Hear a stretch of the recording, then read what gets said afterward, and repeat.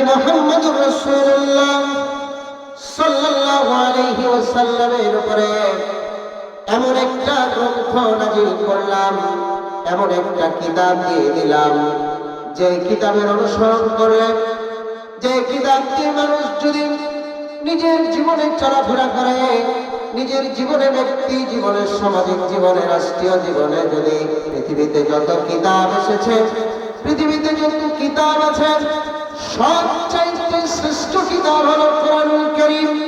আল্লাহ রাব্বুল আলামিন বলেন, এই কিতাবটা এমন একটা কিতাব, মানুষেরা অনেক কিতাব, অনেক বই পুস্তক লেখে, লেখার পরে শেষের দিকে হোক, প্রথমেই হোক, মানুষেরা তার ভুলের জন্য, সংশোধনের জন্য কি করে, চেষ্টা করার জন্য বলেন।